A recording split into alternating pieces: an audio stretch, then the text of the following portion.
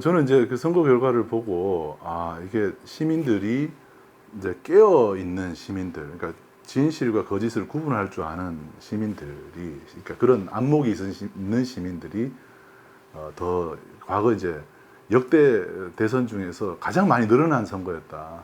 이번 선거 결과와 관계없이 1,600만 표를 획득한 적이 없었죠.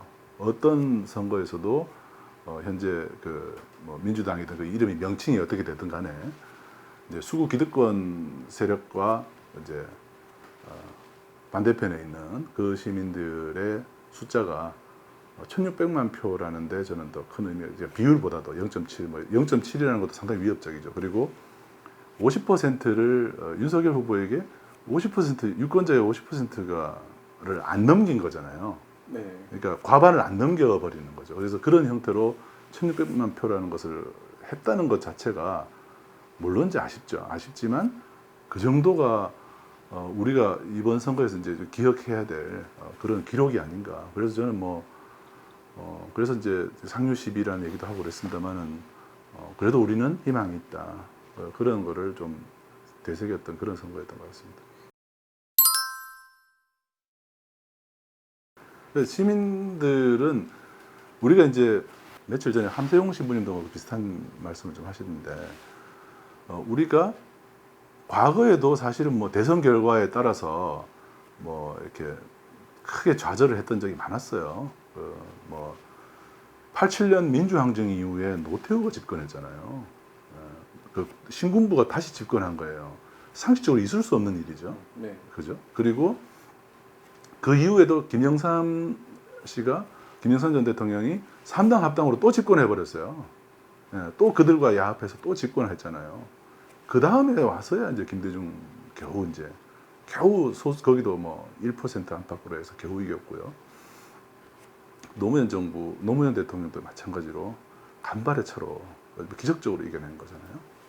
그래서 이게 어떻게 보면 이기는 게 그동안에는 기적이었고요. 이게 어떻게 보면 지는 게 어떻게 보면 상당히 좀 우리 인구 구성의 비례로 봤을 때도 그렇고 또 언론 지형상으로 봤을 때도 그렇고 이기는 게 기적입니다. 그래서 이번에도 거의 턱 밑에까지 따라갔다는 것 자체가 큰 의미를 둬야 될 것 같고요. 이 기화로 우리가 무엇을 더 바꿔낼 것인가에 대해서 이제는 좀 냉정하게, 이제 저도 한 2, 3일 정도 막 거의 이제 좀 멘붕 상태였지만 이제는 좀 냉정하게 현실을 인식하고 뭐를 바꿔낼 것이고 우리 생활 주변에 우리가 미처 바꿔내지 못했던 지난 5년간 안존하면서 바꿔내지 못했던 것들을 다시 돌아보고 하나씩 바꿔나가야 되지 않을까. 그래서 점진적으로 그들이 쌓아놓은 벽들을 하나씩 이제 무너뜨려 가야 되는 그런 시간이 온 것 같습니다. 시민방송 RTV는 이제 90년, 95년, 96년 이때부터 이제 국민주 방송 운동이 일었어요.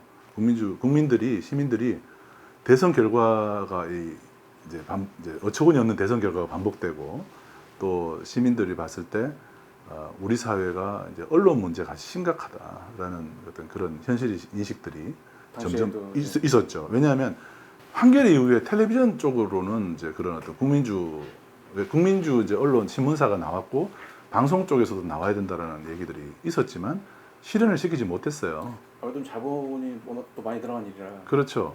그리고 91년도에 민영 방송이 열렸잖아요. 노태우 정부가 열었잖아요. 91년에. 그러니까 91년에 한번 열어주고 이제 20년 뒤에 다시 종편도 열어주고 이제 이렇게 SBS 등 이렇게 상업 방송 시대 열리고 그다음에 종편 보수 매체들이 또 다시 방송을 장악하는 이런 차근차근 그들은 기울어진 운동장을 쌓아왔어요. 방송 분야에 있어서. 그러다 보니까 시민들은 더 이상 있을 수 없다.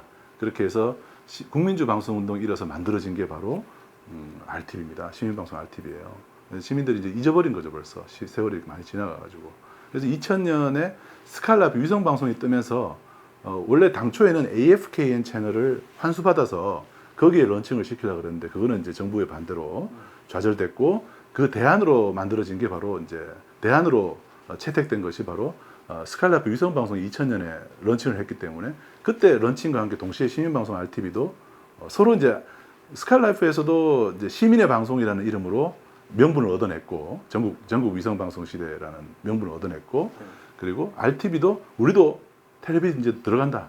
텔레비 채널을 확보했다라는 의미로 또 같이 이제 진출을 한 것이죠.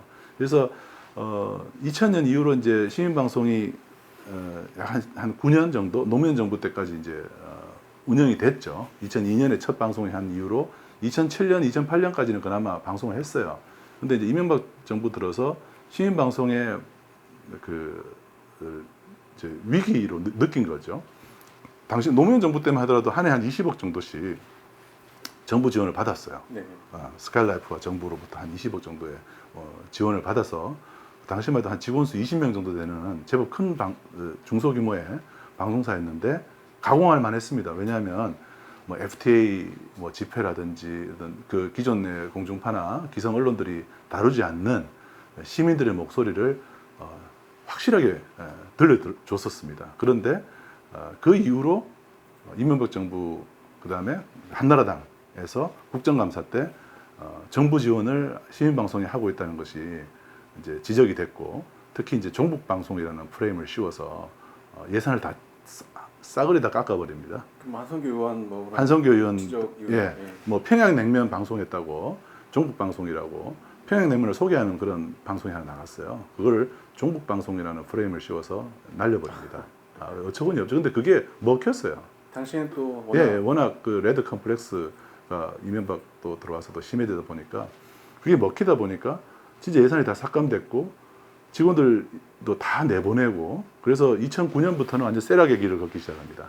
근데 이제 그게 운영이 채널을 유지하기 위해서 이제 운영을 최소한 인력으로 한두 명이 운영을 해 왔는데 그러면서 이제 우리가 송출 대행료라는 것이 이제 계속 체납이 된 거죠. 그게 한 10년 정도 쌓이다 보니까 한 8억 정도가 된 거예요. 그게 지금 현재 갖고 있는 미납 대금이 그 정도 되는 거죠. 그게 어떻게 보면 지난 10년의 어떤 그 흔적이죠.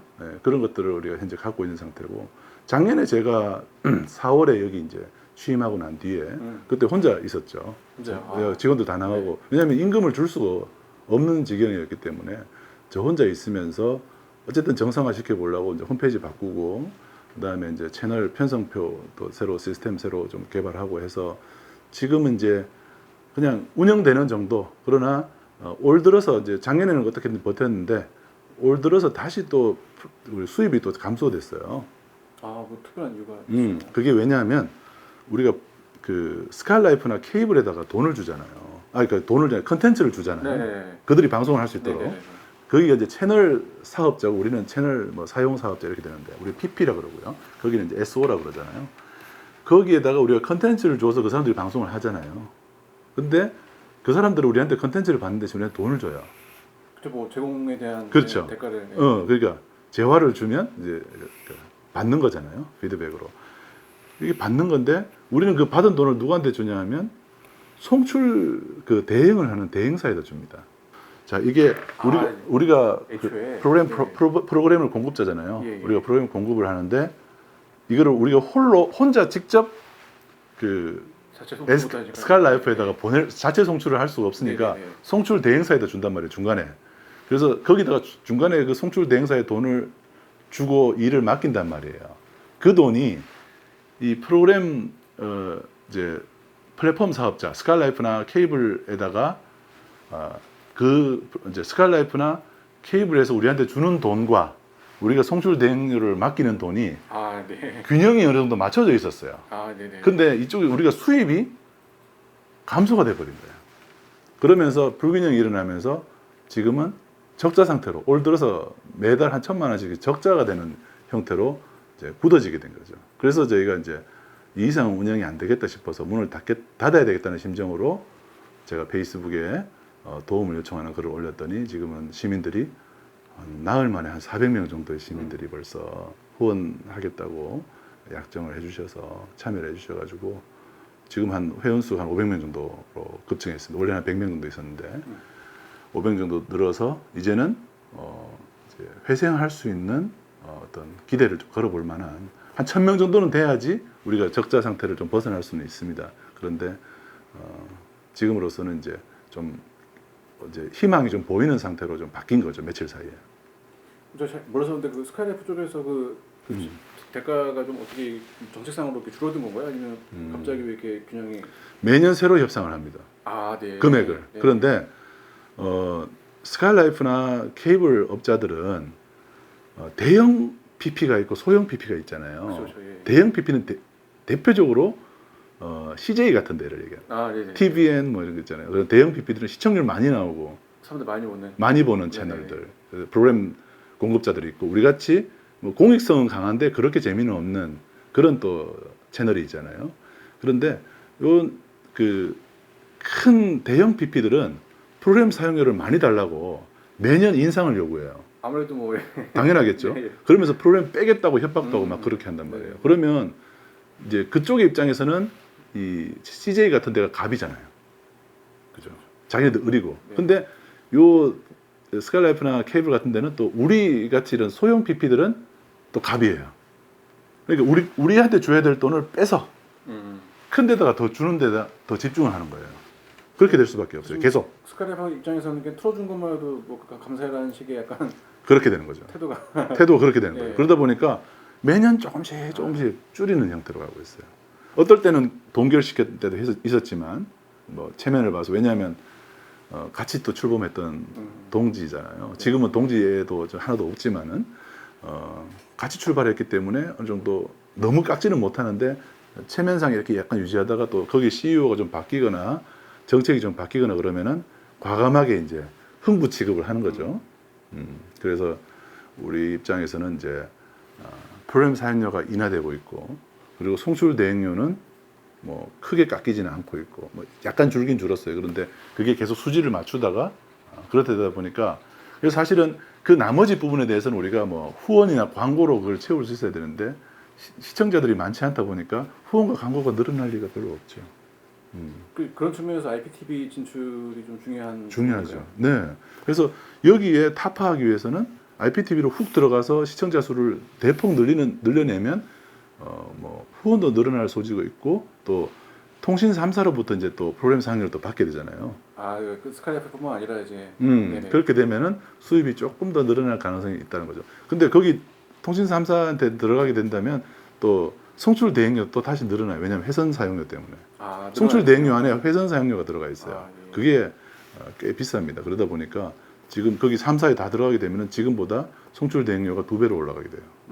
그 대신에 이제 수입도 뭐 2배보다는 한 뭐 조금 더 올라가게 되고 그러면은 이제 근데 이게 프로그램 사용료하고 송출 대행료 사이가 거의 수지가 거의 일치하기 때문에 우리가 그것만 가지고 있으려 그러면 여기 일하는 사람들은 무료 봉사를 할 수밖에 없는 아니면 자기 돈을 내서 운영해야 되는 그런 지경에 지금 와 있다는 거죠. 그게 힘 있는 자들의 논리에 끊임없이 개미지옥처럼 빠져들고 있는 그런 행복입니다. 이사장님 아무래도 좀 경영 연수상가가 되게 시급한데 혹시 뭐 좀 대안이랄까 대책으로 좀 생각해 두시는 게 좀 있으세요? 여러 가지 이제 뭐 방법을 강구해 봤는데 광고도 뭐 몇 군데 타진해 봤는데 광고도 지금 잘 안 들어오고 그리고 이제 그동안은 그랬죠. 그래서 제가 이제 문을 닫는 심정으로 시민들에게 이제 우리 이 정도인데 여러분들이 선택해 주지 않으면은 우리는 이제는 더 이상 운영할 수 없으니까. 근데 우리는 정말 이 10년, 20년 동안 지켜온 이 채널 하나, 그죠? 딱 채널 하나, 그 상업 방송들이 난무하고 있는 그 TV 시장에 그나마 시민들이 누구라도 방송할 수 있는 이 채널 하나 확보했다는 거, 그거 하나 가지고 깃발 하나 꽂아가지고 찬바람 모진 풍파에도 이제 버텨왔는데 이제는 깃발 다 끊어지고 그리고 저희들도 이제는 헐벗고 굶주려서 더 이상 이제 버티기 힘든 지경에 와 있다라고 고백을 하고 이제 사실은 이제 폐업의 수순으로 가려고 했었죠. 근데 갑자기 또 시민들이 또 붙잡아요. 안 된다고. 그래서 고민이 많습니다. 지금 상태에서 운영을 계속 하려 그러면 역시 또 재원이 더 필요하고 또 넘어야 될 산들이 있습니다. IPTV 진출과 뭐 이런 것들, 과제들이죠. 그런 것들을. 그래서 저는 이제 민주당의 그 국회의원이 172명이 되잖아요. 네. 국회 과반을 차지하고 있고 또 이분들이 남은 임기가 아직 2년이 남아 있어요. 그래서 국회가 할 수 있는 일들이 있거든요. 법을 바꾸고 그리고 채널 사업자들에게 공정한 채널 배분을 하라라는 요구를 할 수가 있는 국회의 역할이 있어요. 정부의 역할도 있지만 우리는 이제 행정부 하나 바뀐 거잖아요. 네. 국회는 아직 2년이 남았어요. 그래서 국회가 이런 부분들에 대해서 노력을 해주신다면, 관심을 기울이고 노력을 해주신다면, 언론 개혁에 를 위해서 노력을 해주신다면, 그나마 비율이라도 좀 맞추기 위해서 애를 써주신다면 IPTV 진출이나 이런 것들도 한번 기대를 해볼 수 있는 저는 그런 가능성은 있다고 봅니다. 그럼 사실 이제 뭐 국회를 통해서는 그 IPTV 관련 이제 법 개정과 함께 이제 이렇게 시민들의 어떤 뭐 성원이 제일 맞습니다. 기초가 되겠네요. 네네네. 그래서 지금 단 하나의 과제를 뽑으라면 IPTV입니다. 네, RTV의 생존 그리고 앞으로 RTV가 어떤 우리 시민 사회를 위한 역할을 하려면 당초 설립 취지에 맞는 역할을 하기 위해서는 그 당시 이제 2000년 당시에는 위성 방송과 케이블 TV가 이제 중요한 매체였다면 지금은 IPTV가 50% 시장 점유율이 50% 넘었기 때문에 지금 IPTV 들어가는 게 맞아요. 그래서 IPTV 들어가기 위해서 국회나 시민들의 협조와 지원이 절실한 그런 상황입니다.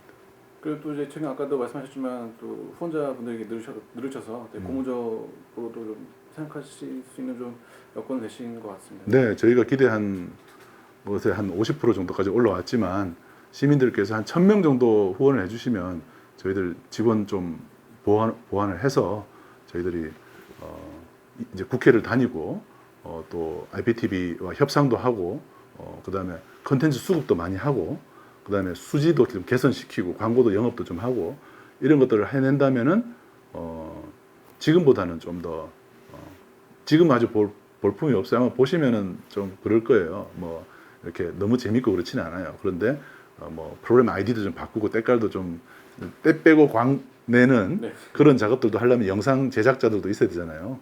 네, 그런 부분들을 또 모시고 올라 그러면 우리 또 무료로 할 수는 없으니까 또 다 돈이 필요한 거니까 그런 분들을 우리가 고용할 수 있는 힘을 좀 주시면은 그 기화로 우리가 일어서기만 하면 시민들이 이렇게 이제 후원의 그런 어떤 것이 없더라도 자립할 수 있는 그런 길도 좀 오지 않을까 생각을 합니다.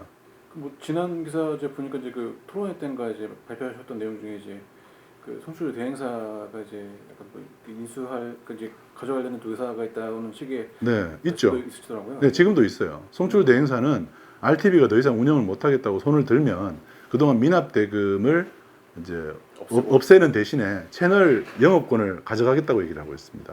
그렇기 때문에 우리 시민들이 애써 지켜온 채널이잖아요. 소수기나 100명이 지켜왔잖아요. 그렇긴 하지만 그런 것들이 그렇게 상업 채널로 넘어가게 되면 참 마음 아플 것 같아요. 그게 마지막 남은 보루다 우리는 그렇게 얘기를 하는데 그 TV 그 채널 보시면은 힘 있고 잘생기고 그죠? 잘난 사람들밖에 없어요. 근데 우리 뭐 RTV를 이렇게 한번 보신 분들은 저한테 뭐라고 얘기하냐면 참 평범한 사람들이 많이 나온다 그래요. 네. 애초에 그런 취지로 또 만든 그렇죠. 우리 평범한 사람들이 그나마 TV에서도 말 좀 하게 해달라는 거잖아요. 우리가 이제 흔히 좀 인플루언서로도 얘기하고 스피커 얘기하는데 인플루언서들을 위한 방송이 아니에요. 힘없고 돈 없고 백 없는 사람이 한마디 할 수 있는 거예요. 지금 제가 이렇게 스튜디오 R이라는 그 이제 청년들이 만드는 영상이 나간다 했잖아요. 거기 보면 지금도 문재인 정부에 와서도 지금 시멘트 바닥에서 시위하고 집회하고 있는 노동자들이 있어요. 아 그럼요. 예. 누구도 관심을 보이지 않아요. 언론 누구도 거기를 그들을 다루지 않습니다. 그런데 RTV에는 그들이 나오고 있어요. 그들이 경영자들을 향해서 외치는 목소리가 나와요. 그래서 저는 지난번에 미얀마 사태, 지금도 미얀마 상황은 큰 변화는 없지만 미얀마의 그 급변하는 상황에서 미얀마 국민들이 우리나라에 체류하고 있는 미얀마 국민들이 미얀마를 도와달라는 외침을 하고 있었죠. 누구도 돌아보지 않았습니다. 그때 뭐 큰 관심 왜 우리나라도 바쁜데 그 왜 미얀마까지 이러고 있을 때 그 민중 가수 최대원 씨라고 있어요. 그분이 미얀마 노래로 이 불나비를 가사를 미얀마 노래로 미얀마 가사로 바꿔가지고 부르는 민중 가수가 민중 노래로 그 미얀마 학생들하고 같이 우리나라 민중가요인 불나비를 미얀마 말로 부른 거예요.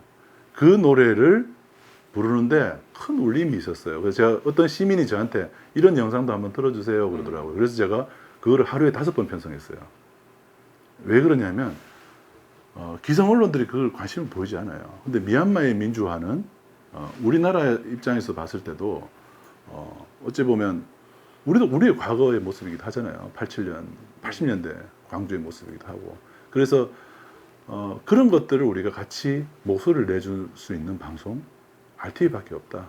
저는 그런 생각을 해서 하루에 5번씩 편성을 했었어요. 이 가요를 이제 중간에 필러 형태로 계속 이제 넣어서. 네네. 이제 앞으로도 그런 일이 올 거예요. 아마 윤석열 정권에서 수많은 인권 탄압 그리고 또 사실 뭐 무자비할 거예요. 지금 벌써 국방부에 청와대 차리는 거 보면 벌써 어떻게 하겠다는 게 보이잖아요. 뭐 상징적인 의미가. 네네. 국민들을 어떻게 짓밟겠다는 게 지금 보이고 있잖아요. 그래서 그런 뭐 목숨을 위협하는 상황들도 있을 것이고 인권을 탄압하는 상황도 있을 것이고 앞으로 아마 모진 시간이 펼쳐질 것입니다. 그때 RTV가 마지막까지 남아서 시민들의 목소리를 대변하는 그런 TV 채널이 되지 않을까. 유튜브만을 얘기해요. RTV 유튜브도 있지만 유튜브가 중요한 게 아니에요. TV에 나가는 것도 중요해요. 우리는 1600만 명의 시민들은 유튜브는 볼 수 있는 시민들이라고 봐요. 근데 우리나라 국민들 중에 아직 유튜브가 뭔데라는 분도 있을 것이고 그런 그 통신료를 지불할 수 있는 여유가 없으신 분도 많을 겁니다. 여전히 기성 언론을 보시는 분들도 한 절반 정도 있다고 저는 보는 거예요. 이번에 보면서. 그래서 그분들에게 진실을 알릴 수 있는 유일한 채널이 아닌가. 물론 이제 뭐 다른 언론들도 진실을 위해 노력하지만 이 시민방송이야말로 시민들의 진짜 목소리를 전달할 수 있는 마지막 남은 하나의 채널이 아닌가.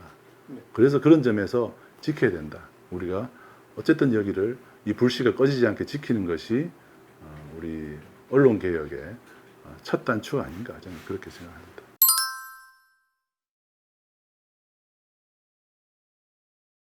그 말씀에 더해서 사실 이제 최근 대선 이후에 이제 뭐 진보 정평 얘기 또 나오고 하고 네. 있는데 또 이제 그 가능성에 대해서 좀 약간 좀 희망하지만 또 가능할까라고 좀 의구심을 가지신 또 시민들도 계시잖아요. 그렇죠.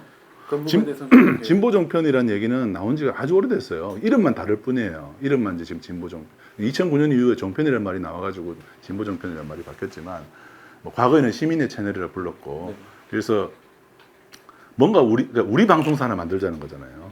그러니까 우리 방송사 하나 만들자는 건데 자본에다 맡기면요 그들의 논리로 만듭니다. 뭐든지. 그렇기 때문에 우리가 쉽게 다가갈 수 있고 우리의 목소리를 확실히 대변해 줄 수 있는 방송을 하나 만들자는 게 진보 정편의 목소리의 본질이라고 봐요. 그리고 제가 오늘 아침에 페이스북에도 글을 올렸지만 언론 개혁을 그동안에는 계속 이제 문재인 정부에서는 가짜 뉴스 퇴치에 집중했었어요. 네.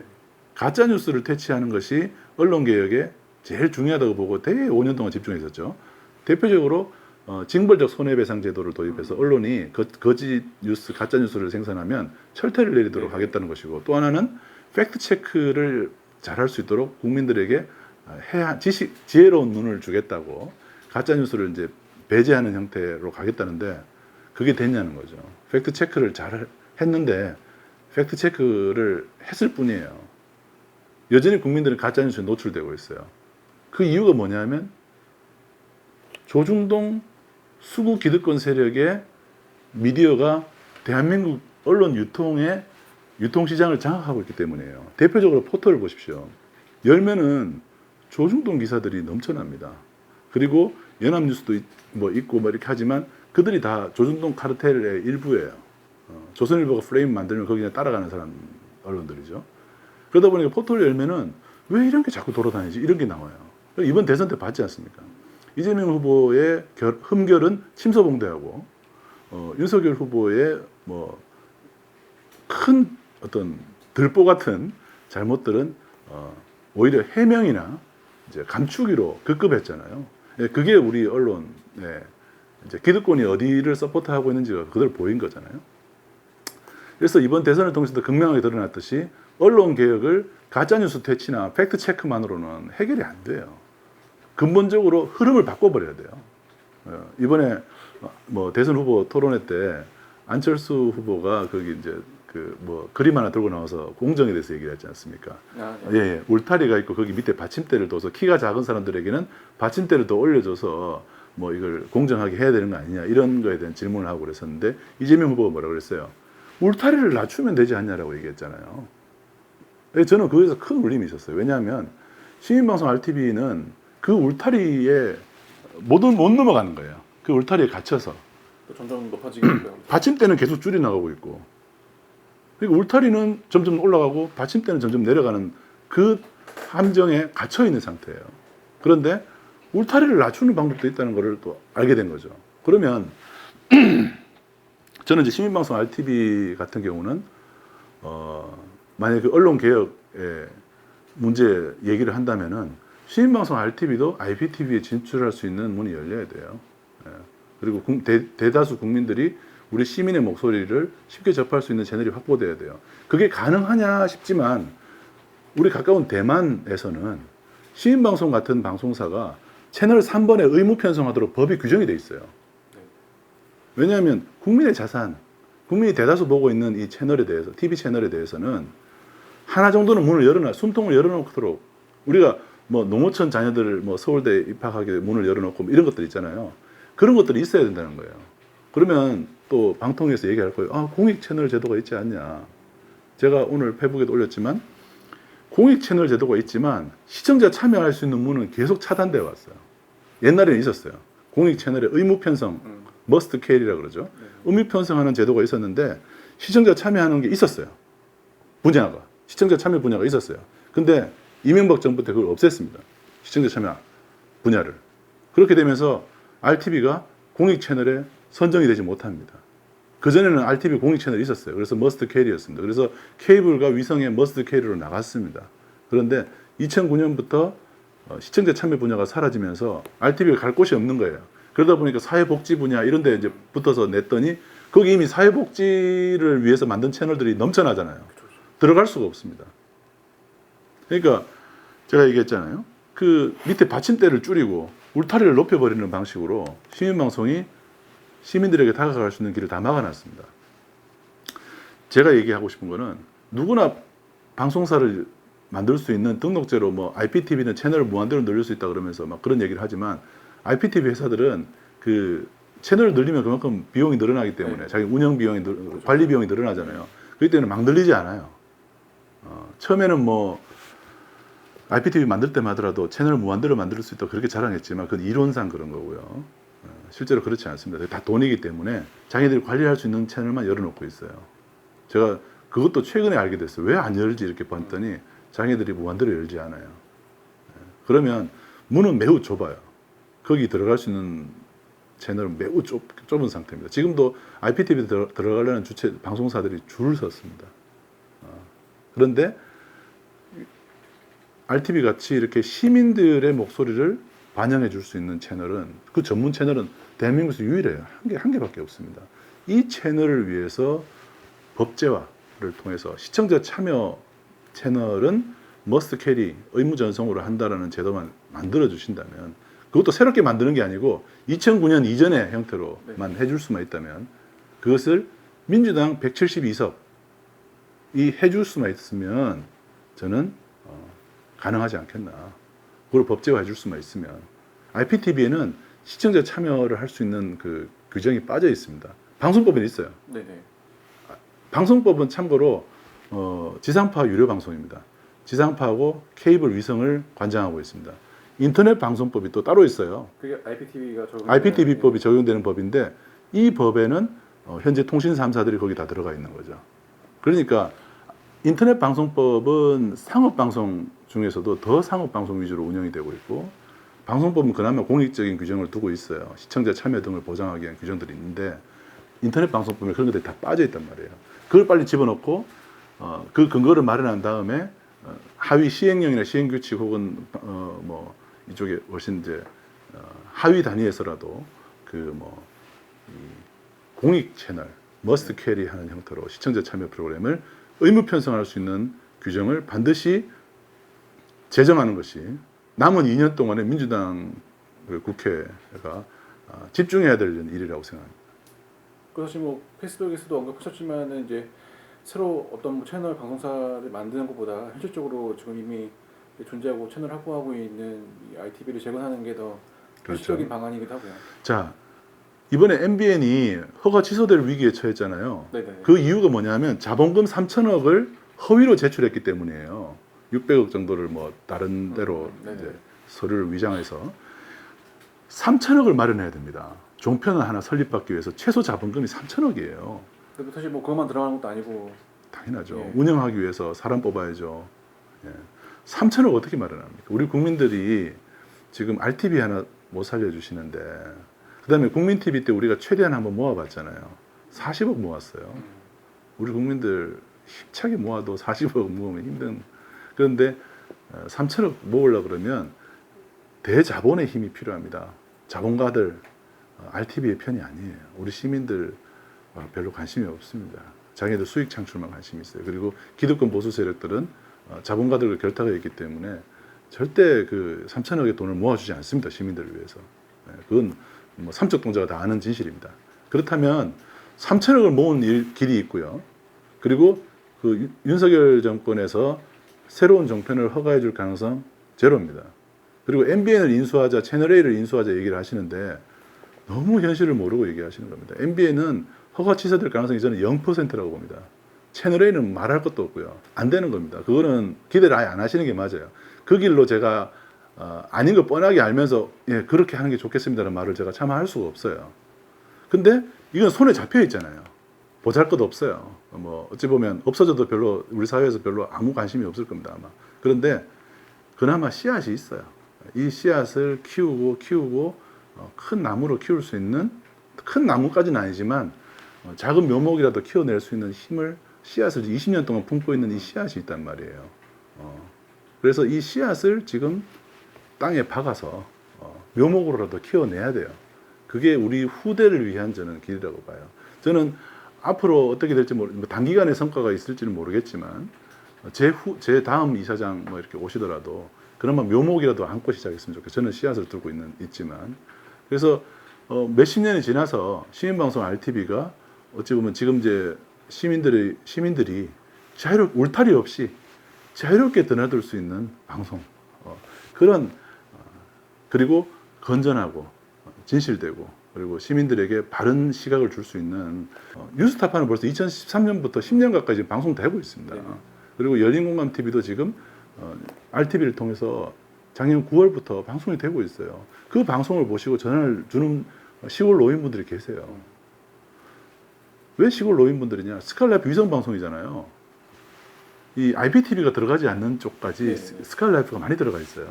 의외로. 그래서 그분들이 보시고 전화를 주십니다. 그분들이 어쩌면 자칫 이제 TV조선의 그 가요 프로 트로트 보면서 계실 수도 있는 그런 분들인데 RTV를 보고 계시더라고요. 그래서 저는 그런 부분들이 좀 희망적이지 않냐. 그렇게 사실 뭐 winter is coming이라는 말도 아시잖아요. 이제 겨울이 다가오고 있어요. 이제 대한민국 민주주의의 겨울이 다가오고 있습니다. 울타리를 우리 스스로 연대하고 싸워 나갈 수 있는 진지를 구축하는 일을 지금부터 저는 해야 된다고 저는 생각합니다.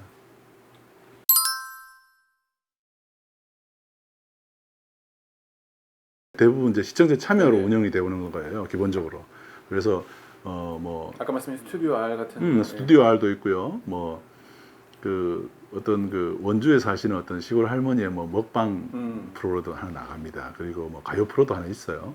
그리고 또 시민들이 자체적으로 만드는 1인 미디어들이 만드는 어떤 미들이라는 프로그램도 있고요. 미디어 mon국이 나오고 있습니다.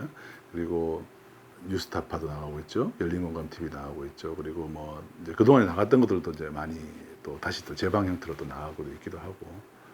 뭐 지금 평화나무뿐만 아니라 이제 김용민 TV에서 나오는 마음스 시사라는 것도 지금 또 방송도 되고 있습니다. 그래서 아직 많이 확보는 못했는데 우리가 이제 지금같이 이렇게 사람들이 관심이 많아졌기 때문에 조금 전에 이제 국민 TV에서 저희한테 찾아와서 자기네들이 제작하는 컨텐츠도 공급하고 싶다라는 얘기도 하시고 그래서 앞으로 이제 컨텐츠 공급도 좀 늘어나고 또 시민들도 후원도 좀 해주시고 그러면은 이제 어느 정도 정상화 시킬 수 있죠. 그러고 난 뒤에 우리가 그런 어떤 국회를 상대로 한 압박, 그다음에 뭐 청원 이런 것들도 이어나가야 되겠죠.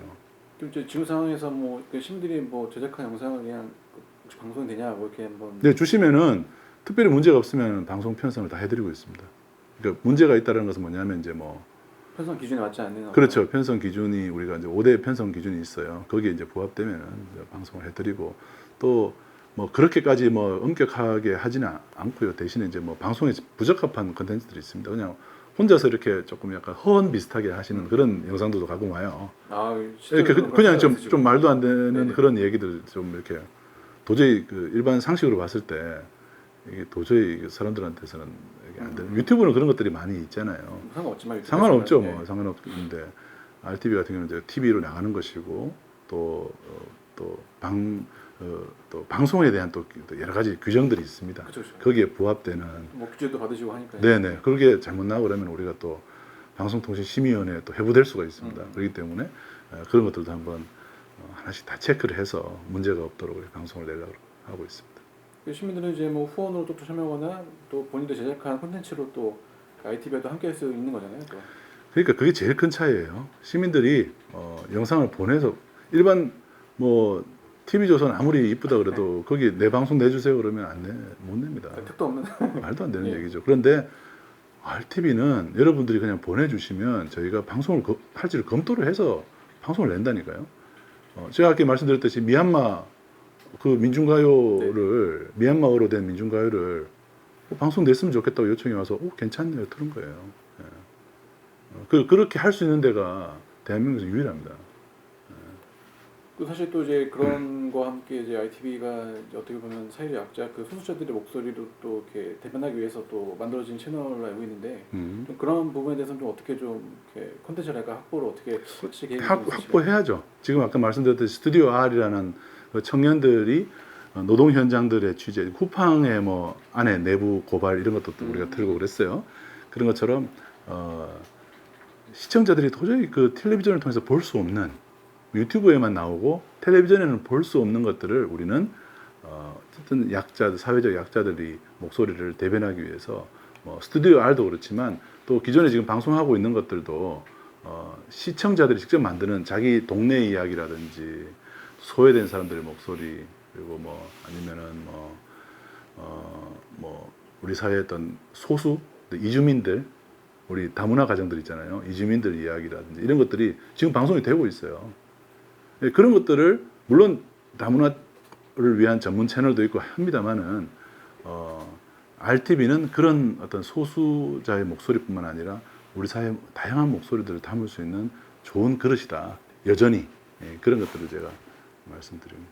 우리 사회가 어느 정도 상식선에서 그게 충분히 합리적이고 일리가 있고 이런 내용들은 그런 기성 언론들은 아예 그 자체가 보내준다고 해서 틀어주고 그런 일은 없는데 여기는 이제 그런 것들을 틀어줄 수 있는 그 프로그램 단위들이 많이 있어요. 시민 PD가 되다, 너도 영순이, 이런 시청자들이 만든 영상들로 휴대폰으로 찍고 이런 거 있잖아요. 그런 것도 막 나옵니다.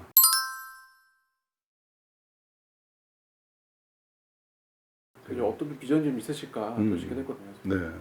그래서 아까 말씀드렸듯이 지금은 사실 쇠락의 길을 걷다가 이제는 이제 문 닫기 직전에 와 있어요. 그런데 후원을 지난 나흘간 한 400명 정도 해주셔서 이제 문 닫는 거를 더 이상 검토하지는 않아요.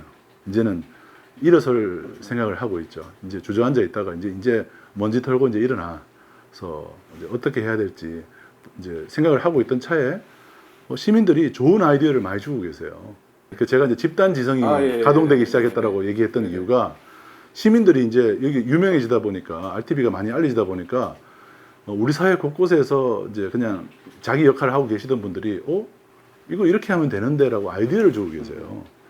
저는 이제 어느 정도 집단 지성이 가동되기 시작하면 좀 가능성이 있다고 봐요. 그게 우리 힘으로 저의 지혜, 저의 어떤 깜냥의 지식으로는 감당할 수 없는 그런 넘어야 될 파도들이 많거든요. 그런데 시민들이 그런 집단 지성의 지혜들을 모아주고 계시다는 것이죠. 이메일이나 카톡이나 문자로 저한테 이렇게 했으면 좋겠습니다. 이런 얘기들을 해주기 시작했어요. 이런 일이 없었는데. 그래서 지금부터 이제 그런 상당히 제가 생각도 못한 좋은 아이디어를 주고 계십니다. 그런 좋은 아이디어들을 저희가 잘 수용해서 한 단계 한 단계 또 이제 나아가 봐야죠. 네.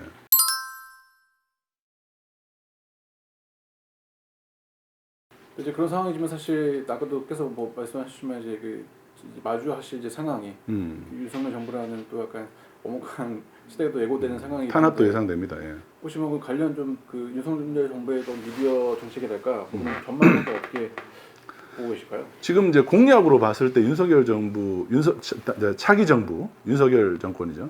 차기 정부의 미디어 정책은 없는 걸로 보입니다. 없는 걸로 보여요. 특별히 없는 걸로 보여요. 뭐 고민이 있긴 하지만. 네네. 특별히 제가 볼 때는 별로 우리 미디어 시장에서 특별히 뭐가 바뀌거나 할 건 없는 것 같아요. 현재 유지하거나 아니면 또 후퇴하는 방향으로 진행이 될 걸로 보이고 또 공약을 믿을 수도 없고 그렇기 때문에 더 후퇴하는 방향으로 갈 것이라고 보이고 그렇다면은 우리가 기대할 수 있는 데는 국회밖에 없어요.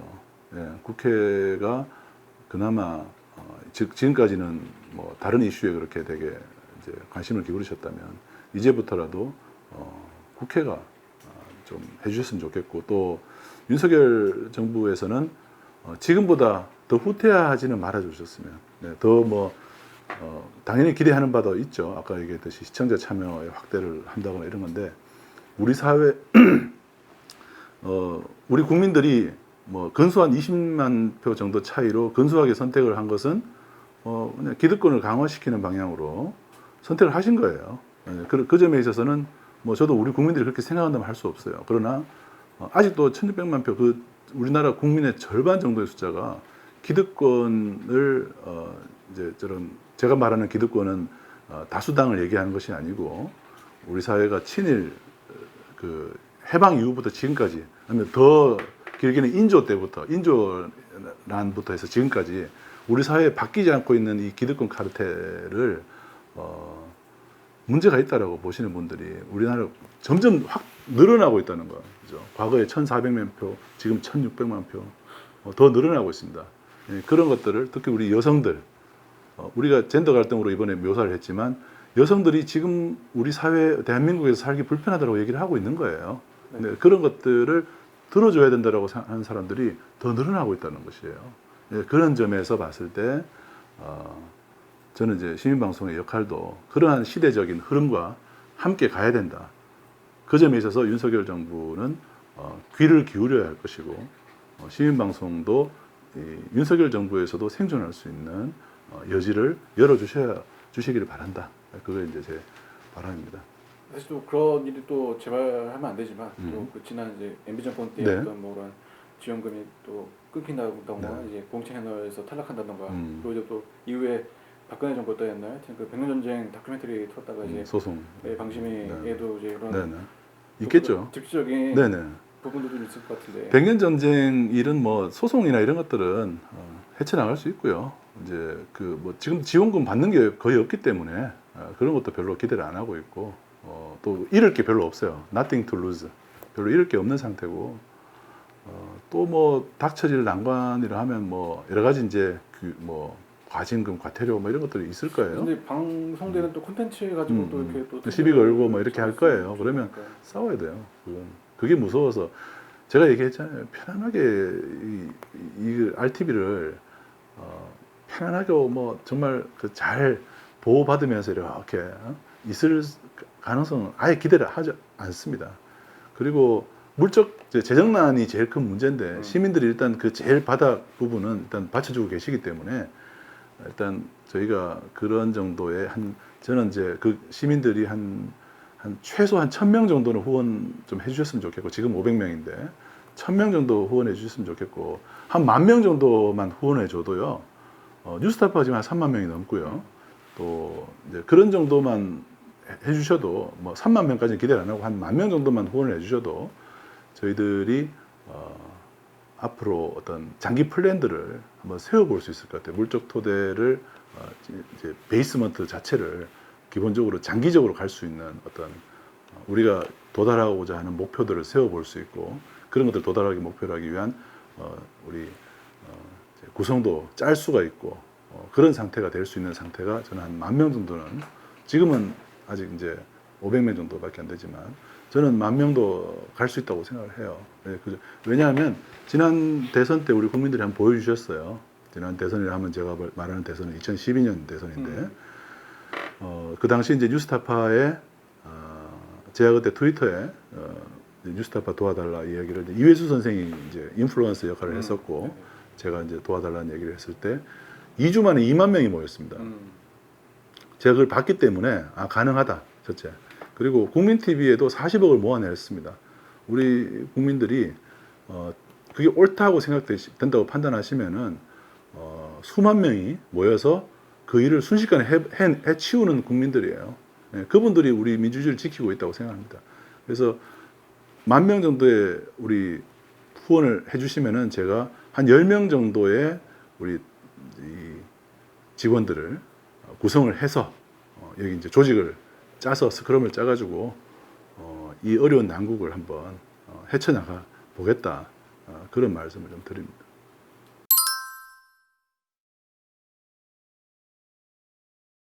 이제 MBC에서 뉴스타파로 뉴스타파에서 뭐 TV에서 잠깐 계시겠지만 또 이렇게 또 RTV로 예. 또 그런 어떤 사실 어려운 길이 되는데도 불구하고 네. 또 이렇게 선택하신 또 특별히 또 이 이사장에 맡으실 좀 이유가 있으실까요?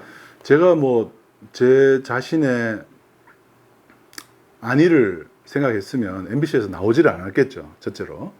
그런데 뉴스타파가 만들어졌을 때 만들어지고 난 뒤 만들어만 놓으면 안 되더라고요. 우리가 이제 노무현 정부 때도 봤잖아요.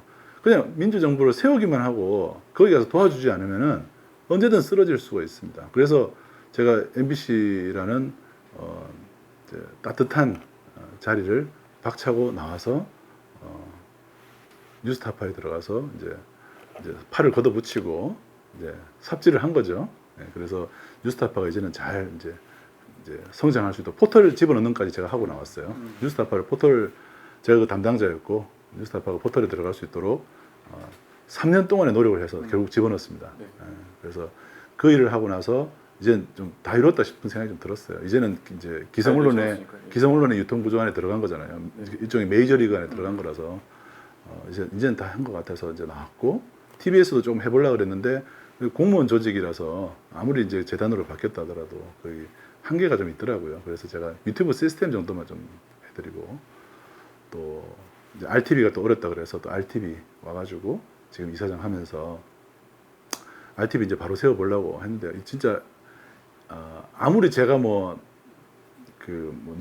능력자는 아니지만 능력을 최대한 제 10분 발휘한다 하더라도 재정난만큼 어떻게 못 하겠더라고요. 네. 또 혼자 하시다 보니까 네, 혼자서 시간도 너무 부족하고 그래서 제가 지난번에 윤석열 후보가 주 120시간 얘기하는 거 보고 저는 상당히 공감했어요. 왜냐하면 제가 실제로 자는 시간에는 다 일하거든요. 네. 그렇기 때문에 제가 노동하는 시간을 따져보니까 한 100시간이 넘더라고요. 일주일에. 지금 열린공감TV 취재까지도 하고 있잖아요. 열린공감TV도 사실 이제 취재 지원도 하고 있지만 열린공감TV에서 제가 이제 출연료 받는 것도 있어요. 네. 그걸 이제 RTV에다가 일부 내고 있거든요. 그래서 어떤 열린공감TV도 일종의 저를 통해서 RTV를 지금 이제 서포트를 하고 있는 것이고, 그래서 그런 차원에서 봤을 때 저는 뭐 저도 모르게 제가 하고 있는 과정 자체가 뭐 우리 사회에 이제 공공재적인 역할을 하고 있다. 저 스스로 이제 그렇게 규정을 하고 있고, 어떤 분이 뭐 저를 막 이렇게 너무 막 칭송하시고 이렇게 해주시더라고요. 그래서 저는 고맙긴 고마운데 그냥 저를 그냥 우리 사회 민주주의를 지킬 수 있는 도구로 생각해 주셨으면 좋겠다. 저도 지금 그렇게 자리매김을 하고 있고 그렇게 하려고 지금 팔 걷어붙이고 나와 있으니까 저를 잘 사용하셨으면 좋겠다라는 말씀들을 드렸습니다. 좀 어려울 때 좀 후회는 안 드셨어요? 아니, 되게 보람이 있어요. 그게 물론 이제 뭐 정말 지독하게 코너에 몰리고 거의 뭐 진짜 바닥에 털썩 주저앉아 있을 때는 혼자 눈물도 흘리고 뭐 좌절도 하고 낙심도 하죠. 당연히 저도 인간이니까. 근데 그 바로바로 해야 될 일들이 또 눈 뜨면 또 나타나기 때문에 그거 하고 있다 보면 또 그냥 시간이 가는 거죠. 예. 근데 이제 그렇게 일만 해가지고는 이게 해결이 안 된다는 거를 제가 이 RTV 상황은 제가 좀 확실히 느꼈어요. 그래서 시민 여러분의 도움이 이제는 필요할 때다. 이제 저 혼자서 할 수가 없더라고요. 뉴스타파는 이제 스스로 자립할 수 있는 기반이 마련이 됐어요. 건물도 네. 확보가 됐고 포털에도 들어갔고 이제는 뉴스타파를 누가 쉽게 해칠 수가 없어요. 또 워낙 또 후원자분들도 받쳐주고 있고 예. 또 거기 구성원들도 이제 탄탄해요. 유능한 직원들이 많이 들어왔어요. 그래서 뉴스타파는 더 이상 누가 해칠 수가 없습니다. 이제 저는 그 점에서 상당히 보람을 느껴요. 그런데 RTV도 뉴스타파만큼은 아니지만 누구도 해칠 수 없는 수준으로 키워놓는 것이 제가 여기 있는 동안에 그런 기반들을 만들어 놓는 것이 제가 이제 바람이죠. 일단 그 레거스 미디어 물론 MBC 우리가 뭐 흔히 이제 MBC와 한겨레가 88년 체제 이후에 등장을 했죠. MBC는 그 전에도 있었지만 네. 방문진이라는 이제 새로운 체제로 바꿔서 독립하는 형태로 만들어놨어요. 한겨레도 마찬가지로 MBC와 한겨레를 만들었는데 재원 구조가 광고잖아요. 그게 문제예요. 재원 구조를 광고로 만들어놨더니 돈을 주는 사람한테 신경을 안 쓸 수가 없어요. 아무래도 뭐 예. 광고를 주재원으로 할 경우에는 되게 큰 매체로 될수록 영향력이 커질수록 광고주들의 입김이 매우 강해집니다. 그래서 몇 억씩 이렇게 수익이 한 개 기업이 몇 억씩 광고비를 내고 이렇게 하고 있게 되면 그거를 차단할 수 있는 힘이 약해지는 거죠. 그래서 이제 그 없는 것보다는 낫지만 그래도 시민들만을 위한 그런 방송, 그런 언론을 해주기는 좀 기대하기 힘들 거예요. 갈수록. RTV나 뉴스타파 같이 이렇게 시민 기반의 이런 미디어 플랫폼들을 조금씩 이제 확보해 나가야지 그나마 언론 개혁의 단초를 마련할 수 있지. 그렇지 않다면은 지속적으로 퇴보하거나 그들이 만들어 놓은 프레임에서 벗어날 수 없는 그런 함정, 트랩에 저는 갇힐 수밖에 없다. 그러면 민주주의도 위협을 받을 수가 있어요. 이번에도 보셨잖아요. 그죠? 대선 과정에서. 그렇기 때문에 그런 것들을 벗어날 수 있는 조금의 이런 거점들을 계속 확보해 나가는 형태로 바꿔나가야 됩니다. 저는 이걸 정말 한 100년을 보고 가야 된다고 생각합니다. 그렇죠. 뭐 계란으로 바위 치길 겁니다. 그렇더라도 좀 튼튼한 계란 만들어서 계속 이제 스크래치를 가야 되는 거죠. 그래서 바위만 존재하는 것이 아니고 바위만큼 크기는 계란만 하지만 바위만큼 단단한 계란을 만들어내서 흠집도 내고 바위가 계란을 두려워할 수 있는 그런 지형을 만들어내야 됩니다. 기울어진 운동장을 우리가 하루아침에 확 바꿔놓을 수 있다면은 그들은 현재 그렇게 만들어 놓지 않았어요. 그 누구도 근접할 수 없는 철옹성을 만들어 놨습니다. 그래서 우리가 해야 될 일은 그런 계란들을 많이 만들고 바위를 칠 수 있는 계란도 많이 만들고 쉽게 깨질 수 있는 계란이 아닌 돌멩이를 만들어서 그 바위 돌멩이들로 이루어진 큰 바위성을 우리가 지금 만들어야 되는, 그들은 바위지만 우리는 모래와 자갈로 이루어진 성을 만들어야 됩니다.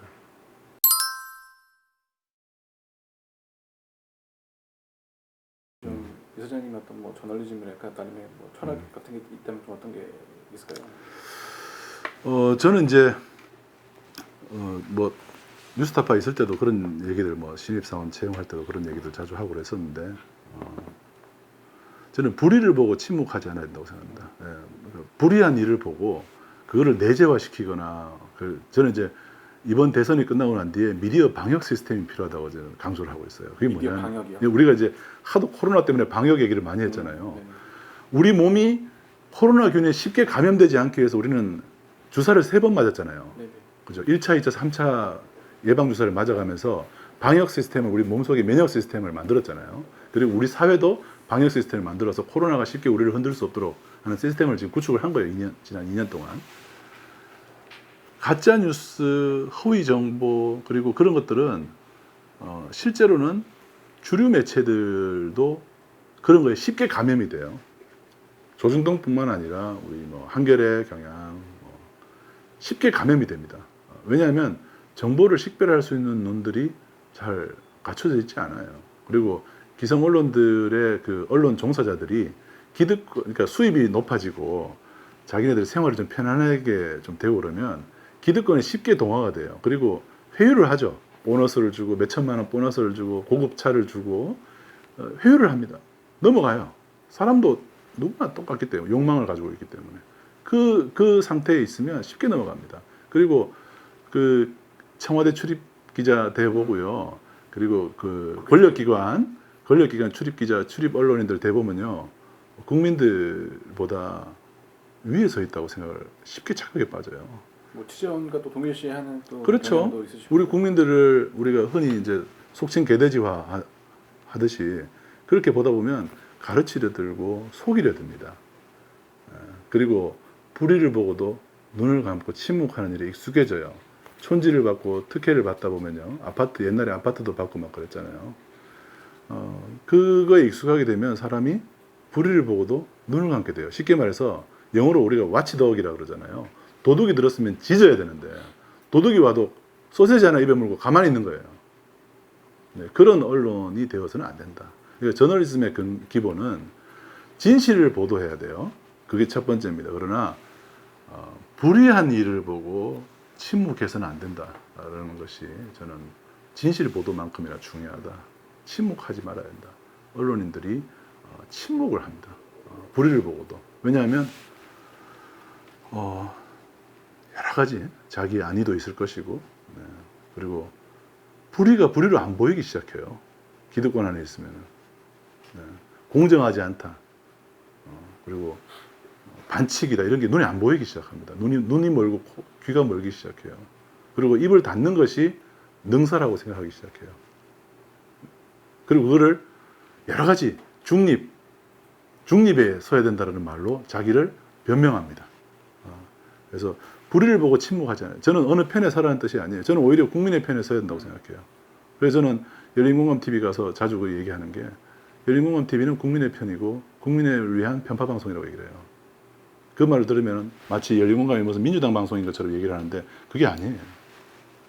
언론이 국민은 그 언론 소비자들을 위한 편파방송이 되는 것은 저는 허용돼야 된다고 생각합니다. 그리고 그거는 이제 워낙 이쪽으로 기울어져 있으니까 제가 이제 편파방송에 얘기한 것이고요.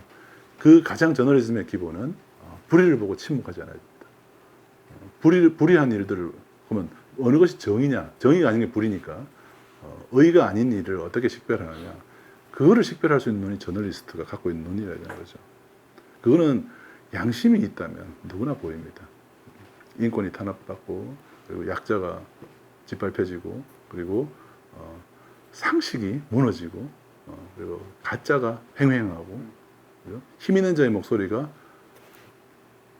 더 크게 나가고 그리고 권력이 횡행하고 반칙하고 뭐 이런 것들을 눈을 보고 느낄 수 있어요. 그거는 삼척 동자도 느낄 수 있습니다. 그런 일을 보고 배운 자들은 내재화시킵니다. 오히려 그럴 수 있지 뭐. 그러나 그런 눈이 아니고 시민의 관점으로 봤을 때 불의하다. 일어서야 되고 일어서는 건 시민의 역할이지만 언론인들은 써야 되고 기록해야 된다. 보도해야 된다. 그게 제가 갖고 있는 저널리즘 철학입니다.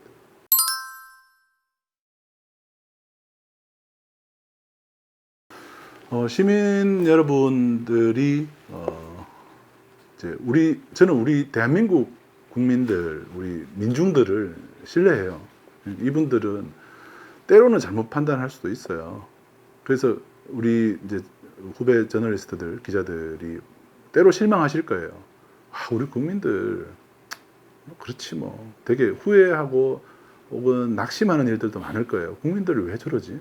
왜 저렇게 잘못 알고 있지? 막 이상한 일들도 있을 거예요. 하지만 조금 늦게 진실이 조금 늦게 도착하잖아요. 가짜는 되게 빨리 도착하는데 거짓은 되게 빨리 도착하고 빨리 퍼집니다. 그러나 진실은 늦게 도착해요. 서서히 퍼집니다. 속도가 늦어요. 검증 과정을 거치기 때문에. 그래서 조금 조급함을 조금 자제하고 그리고 우리 사회가 지금 해방 이후를 생각하면 얼마나 많이 진보했습니까? 역사의 큰 흐름은 진보이지 보수가 아닙니다. 그래서 시대와 역사의 큰 흐름을 믿고 저는 이제 우리 기자들, 저널리스트들이 우리 사회가 조금 더 나아갈 수 있는, 흔히 이제 이념적으로 우리가 진보라고 하지만 제가 얘기하는 역사의 진보를 얘기하는 겁니다. 역사가 조금씩 더 살기 좋고 평화롭고 평등하고 정의롭고, 이런 우리 인류의 역사가 뭐 프랑스 혁명도 마찬가지로 자유, 평화, 정의, 진리, 이런 우리 인류가 크게 지키려고 했던 큰 가치들에 부합되는 형태로 역사는 흘러갑니다. 그것이 일부 후퇴하는 경우도 있고 뭐 제한도 받는 경우도 있지만 전체적인 큰 흐름은 우리 사회가 더 진보하게 나가고, 대한민국이라는 또 이 특수성은 더더욱이 그런 부분에 대해서 이겨내 왔어요. 그래서 그 자부심이 대단해요, 우리 국민들은. 그렇기 때문에 일부 후퇴하는 면이 있다 하더라도 우리가 더 진보해 나갈 수 있다라는 신념을 가지고 저널리스트로서 임해 주셨으면 좋겠고, 또 우리 RTV 같은 경우는 그 큰 흐름에서 하나의 통로가 되어줄 수 있는 소중한 채널이다. 이건 시민들이 힘을 합쳐서 만든 거예요. 이 가치를 지금 만약에 우리가 문을 닫게 되면요, 다시 이걸 만들려면 사람들은 그렇게 얘기할 거예요. 옛날에 RTV 실패하는 거 봤지 않냐. 해봤자 우리 국민들 그 회원수 500명 정도 모아주고 끝이다 그거. 이런 그 실패의 기억만 안겨줄 거예요. 다시는 일어설 수 없게 만듭니다. 저는 그것을 제일 안타까워해서 여기 이사장직을 맡았습니다. 그래서 우리 사회가 함께 뜻을 모아서 시민의 힘으로 만들어낸 가치들을 소중하게 생각하고, 그것이 비록 보잘것없고 볼품없더라도 그걸 지켜내고 키워내서 우리가 키워낸 거야. 우리 문재인 정부를 보면서 우리가 촛불이 만들었어, 이런 자부심들이 있었잖아요. 뭐 지금은 뭐 끝나고 난 뒤에는 또 이렇게 얘기들 많이 하고 그러지만 어쨌든 우리 사회가 지켜낸 거, 우리가 만들어내고 했던 것들에 대해서는 폐기하거나 버리거나 외면하지 말고 그것을 조금 더 키워낼 수 있을 때, 기회가 올 때 키워내고 결실까지도 맺을 수 있도록 잘 이끌어내는 그런 기록을 만들어 갔으면, 그런 것들을 만들어 가기 위해서 조금 더 시민들의 힘이 필요합니다. 조금 더 필요합니다. 지금 500명 가지고는 아직 힘들어요. 아직 우리 둘이서 이게 수지가 안 맞는다 그랬잖아요. 적자를 면할 수 있는 수준이 아니에요, 500명으로는. 그래서 1000명 이상이 돼야지 적자를 면할 수 있고, 10,000명이 돼줘야 우리가 변화를 만들 수 있는 토대를. 그래서 뭐 평안나무도 그렇고 우리 많은, 오늘도 이렇게 찾아와 주셔서 이렇게 제 목소리를 들어주시는 것만 너무 감사하고, 더 많은 언론들이 저를 출연시켜 주셨으면 좋겠어요. 제가 목요일날 열린공감TV에서 RTV 얘기를 할 겁니다. 더 많은 언론들이 저를 불러주셔서 저를 활용하십시오. 우리 사회가 만들어냈던 기적 같은, 20년 전에 우리가 기적을 하나 만들어냈죠. RTV라는 기적을 하나 만들어 봤잖아요. 그거를 다시 소생할 수 있는 단초를 만들기 위해서는 지금 뜻있는 언론들이 저를 활용해 주셔야 돼요. 저를 많이 불러주시고, 제가 잠을 안 자더라도 취재하고 틈틈이 방송 출연해서 최대한 많이 알리겠습니다. 뭐 그런 것들을 당부드리고 싶습니다.